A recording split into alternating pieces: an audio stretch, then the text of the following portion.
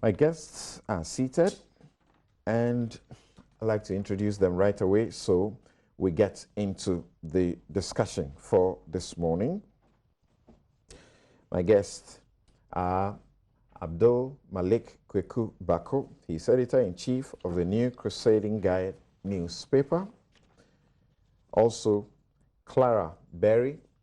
She is a private legal practitioner. Also is Yao Wabing Asamoah. He is also a lawyer and aspiring MP for Adenta. And Felix Kwachi Ofosu is Deputy Communications Minister. Ladies and gentlemen, good morning and welcome to Newsfile. Thank you. Right. Having had Felix here in a long while. Yes. Great. Good to have you back. Sure. Now, we want to first deal with one issue as a matter of our preliminary issue to look at this morning. And I want to bring you this sound or video from the Accra Psychiatric Hospital. Let's take a listen or a view quickly, and then we'll return to pick the views of my guest on the developments as far as our mental health in Ghana is concerned. The point is that if the patients are there, there is no nurse to attend to them. You should have been here yesterday evening to see. They just lock them up. If anything happens, what happens? That will be serious. So we will have to, those who are well enough, maybe not exactly well, who would have been sent home if everything were equal, but who are well enough under the circumstance to be taken home to control their medication. Those are the patients who are being discharged and sent back. It's downsizing, or we are all downsizing the hospital. It used to be about 1,200, 1,300 patients on the wards, and we have consciously tried to send a good number of them who are well enough to go home to continue their treatment. So we've come down to 430 now. We still intend going down to about 300. But this acute situation is such that we can't even wait till that scheduled arrangement. So those who are well enough to go, we need to quickly send them home so that their relatives can continue their management at home. And that is why we have had to embark on this acute situation. You're very familiar with Dr. Kwesi. He's a chief psychiatrist. And let's again listen to another person from the Accra Psychiatric Hospital. And this is supposed to be the director of that facility. Hear what she has to say about the current situation there.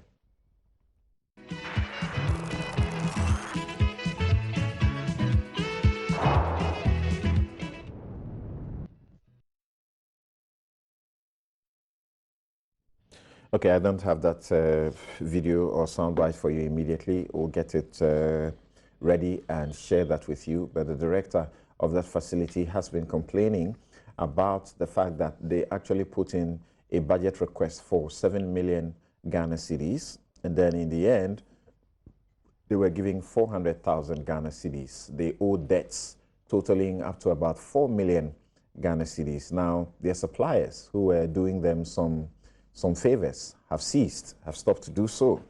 And now what's happening is that the nurses who were at post until this week when they decided to abandon the place were using their pocket funds to try to see how they could assess the situation. The place was dirty and smelly, and they had to use their own money to buy detergents and buy stuff to get the place in good shape. First, let's hear from Kweku. Well. This is a long-standing problem. If my memory serves me right, we've been having these challenges over the last 15, 20 years. And the head doctor, remind me? Say. Incredible. He's such a lone voice out there, lone ranger on a crusade. I've heard him many times publicly lamenting and projecting the challenges of this outfit. It appears we don't listen to him. It appears he's talking, nobody's hearing, nobody's listening. And that's terrible. Look, it shows the lack of, is it humanism or humanity in us? as a state, as a nation. Basic. Very, very basic. We've had parties launching manifestos with huge promises relative to mental health care. We've had Parliament even pass a mental health act, if I'm right. That's right. Not too long ago. In terms of the talking, we appear to be on top of the issue. That law is supposed to make the service free of charge. There's supposed to be a fund. Yeah. We are expanding some of the infrastructural facilities. But it appears, and if I hear the figures, the monies, the financial outlays, no big deal. We are spending much more on other things that perhaps are not as important as that. So prioritization, our sensitivity as human beings, I think it's a very delicate thing. Sometimes we see them on the streets and things, we don't care. We think they mean nothing, they are not part of us, you know, but we never can tell. Maybe some of us will end up there sooner than later. But it's a reflection of lack of humanity or humanism in us. And I think there's about time we do something about it. It's a shame. It's complete indictment of who we are, both from the government level to all the other institutions that ought to be dealing with this particular challenge. It can be very frustrating when you hear from those who manage the place. People bring their relations there, they get a bit well, they are asked to come for them, they don't show up. It's become like a human dump site. Yeah. What's going on with us? I think it is a mentality and orientation thing. That as a society, we are yet to come to terms with imperfection. You know, we tend as a society to derogate those who are less complete. It's only very recently that we've even recognized people with disability as such. You understand? In the local language, when you go in, the words we use to describe cripples, people who are not quite physically formed as the rest of us are, is demeaning, is dismissive, and we'd rather keep them where nobody can see them. But as we grow in modern times, we must begin to accept and realize that trauma, and psychiatric trauma in particular, is a part of us. Many of us are dressed decently, but I can tell you not all of us are 100%. Yes, many of us, particularly when people are stressed out with all manner of things and they choose to worry rather than being constructive.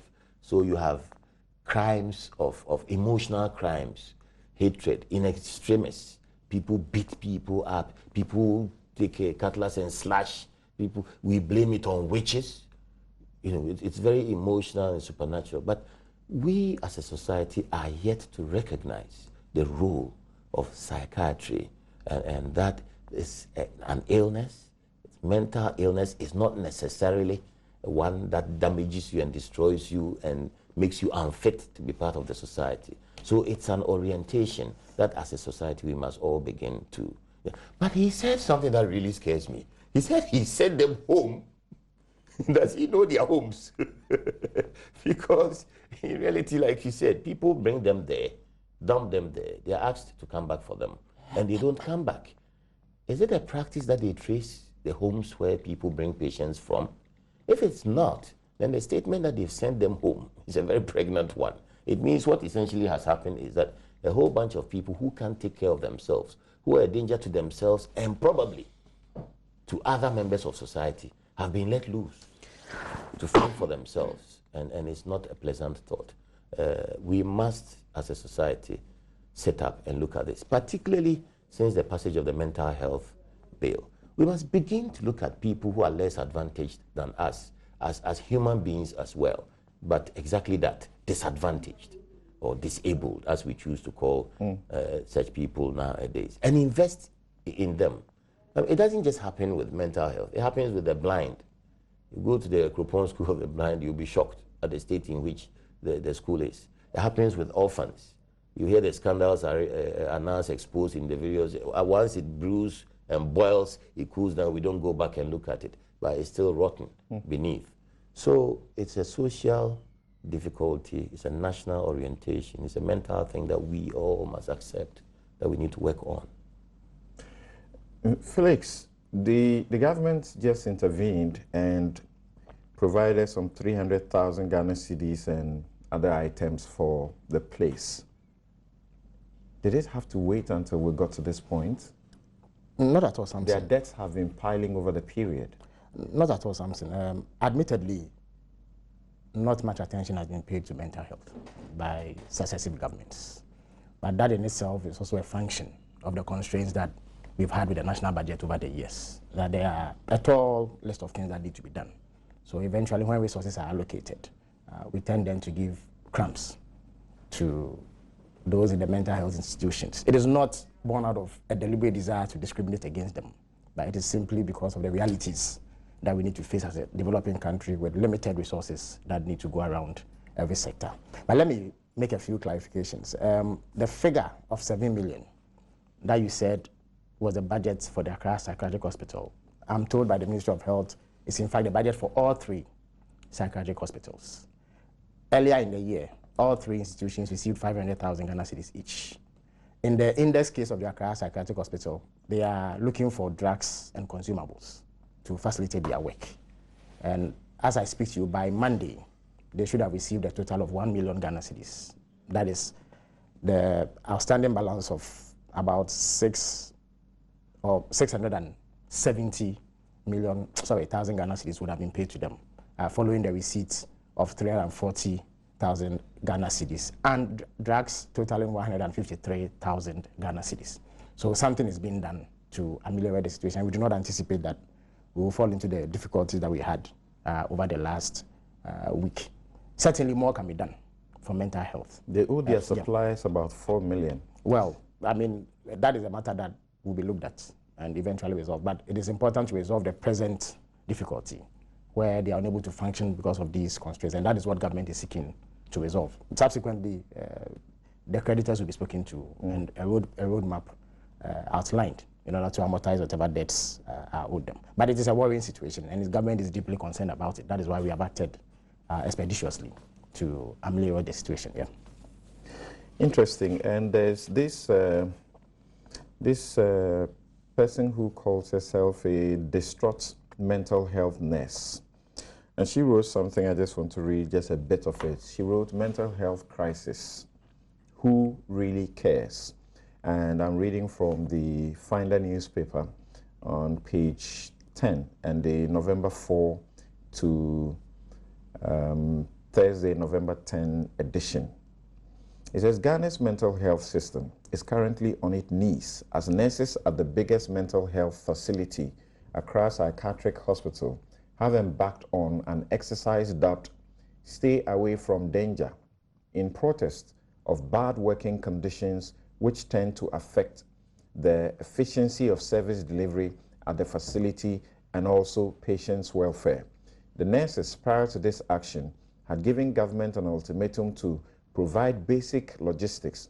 But of course, government didn't respond to the demands of these nurses and only tried a knee-jerk solution on the deadline, making as usual their empty promises of providing these logistics. Now that the nurses have stayed away from danger, the hospital management are reported to have sent home some 300 patients who have shown some level of progress in their mental state, but who, on any usual day, would have required a little more stay at the hospital to fully recover. But they, hospital management, have been forced to take this step as there seemed to be no solution in sight to the issues affecting the hospital by government. Like some of these patients, to half-baked breads since they have not fully recovered, and what can be done with half-baked breads. These patients will become burdensome on their relatives as more time will have to be spent taking care of them at home. That will affect productivity and in the long term affect the economy. But the question is, who cares? Who cares about these patients anyway? As some of them have been abandoned by their relatives. Their relatives have left them to the mercies of our heartless politicians and policymakers who don't prioritize mental health. It is unbelievable that government subvention for mentally ill is just about 1 Ghana cedi a day, and that is even not forthcoming.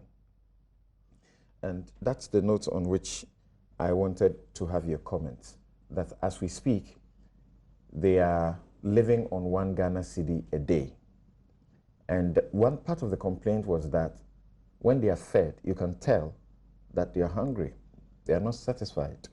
And that can get them to agitate, and then they begin to express their anger on the workers. Yes, just to add on to, before I get there, to add on to what the panelists just said, the truth is that the measure of any society is how it treats its most vulnerable. And in this class of most vulnerable includes the mental patients or people who have mental problems. The reason is that this group of people cannot stand up for themselves. They cannot speak up for themselves, and they cannot enforce their own rights. So basically, they would rely on the rest of the society to stand up for them and then to enforce their rights. Like Kweku said, we as a society, I think that we should be ashamed of ourselves in terms of the way we have treated the mental issues and issues related to the mental community. I, however, think that the media does deserve some commendation, because I think the media has done some efforts every so often to keep the issues of mental health in the public domain for discussion.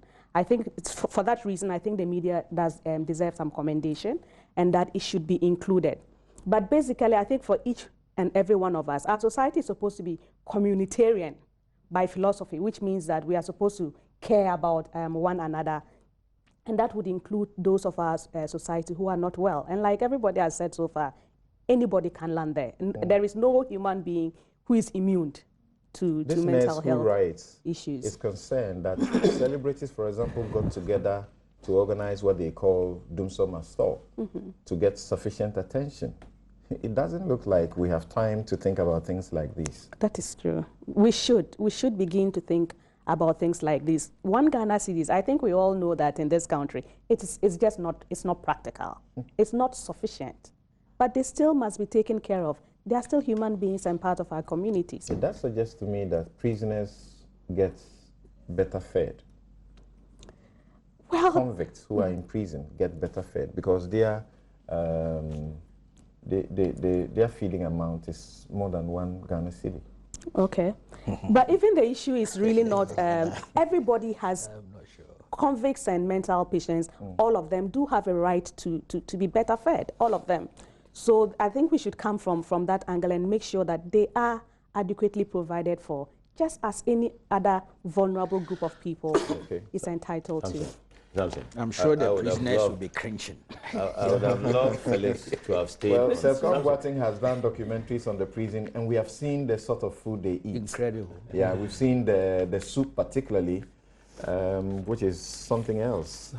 So, yeah, very briefly, I would have loved Felix to stay on the generic state that, yes, they need attention, but to try and put them in the list of priorities and say that because of the tall list, they are not in the way, and that therefore they are not getting sufficient. It's really unfortunate. I'm not sure that is what I said. Is that what I said? You said we have a tall list of priorities. I suppose it basically competing. That Then you know, as a developing country. Sometimes but the government, we should avoid this unnecessary partisanship and propaganda. The government prioritizes things, and the government tells us a whole lot of things that they say they have invested in and done. Government spends a lot of money supposedly constructing clinics, some of which cannot be found. And therefore, to say that we have a tall list and therefore they should remain at the bottom and we'll consider them towards the tail end. Did you say exactly that? Yeah, he said that we are a developing country, we have too many things to take care of. and therefore we don't have sufficient resources, and that's why they don't get enough resources. But that is factual. It is a problem that your government confronted for 8 years. You know, you see, Samson. So we all took a generic approach. That was unfortunate. Yes. But to say that the government doesn't prioritize that is serious. Something. I would have thought you would have stayed at the level where you insist that you see, it's a problem. Okay, so you made a point. You see, you are intentionally setting me up for unfair attacks. That's all you are doing. You see, we must cut that out. I regret to point out that what you've done is just classic propaganda. What I said is fair. Everybody who is reasonable and listening to me would understand the point I'm making. It is not that successive governments have not considered them important. But the truth is that you were in government for 8 years. If you go and check, you will find that the difficulty that we have now, you faced it. Was it because you were inhumane? Or you thought that, no, please, let me make my point. Or you thought that mental patients did not deserve attention. The reality is that we are a developing country. We have a limited resource envelope. And we need to take care of various sectors. In the healthcare sector alone, there are many things that they take care of, including mental health patients.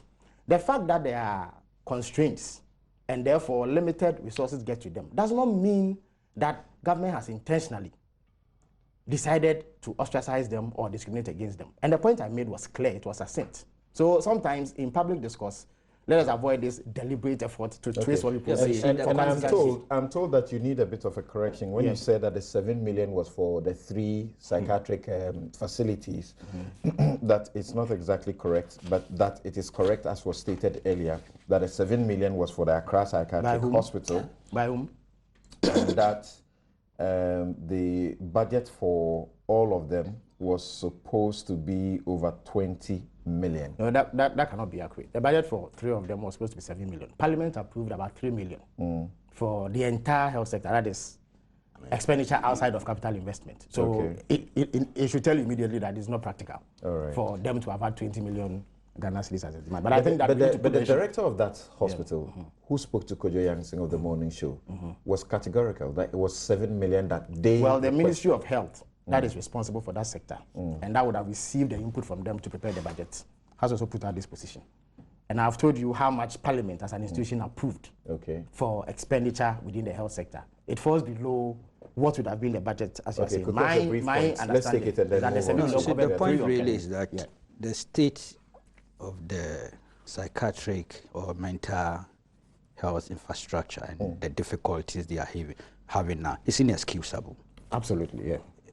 So the government of the day will have a greater responsibility in tackling it. So where did the Mental Health Act thing come from? It was an evolution. It was a recognition of the fact that there was a challenge there and that we need to cure it. Okay, so the fact that it's been a perennial problem, and you've had this doctor talking so many times. Honestly, I can't. It's not today. It began long ago. Yeah. Yeah. So it means that since I became aware of national issues, over the last decade or so, I started with Dr. Asari. Dr. Asari. Yes. No. So to be honest, I think that we should just admit that we have failed. Absolutely. And in that sense, if you are locating responsibility, the government of the day takes a greater share. No doubt about that. But to deliberately twist what especially when you have money, when sometimes you hear the kind of misapplication. But to think that the nurses had been complaining all along, and nobody paid attention, and they needed essential drugs, and these drugs were unavailable, and at a point, these guys were attacking them. They were not getting food, and they were attacking the nurses, and they had to stay away because they said, look, our lives also matter. So they had to stay away. That's such, like Kuku would say, an indictment on all of us, isn't it? Particularly those who have the power of the purse of the state. That's right.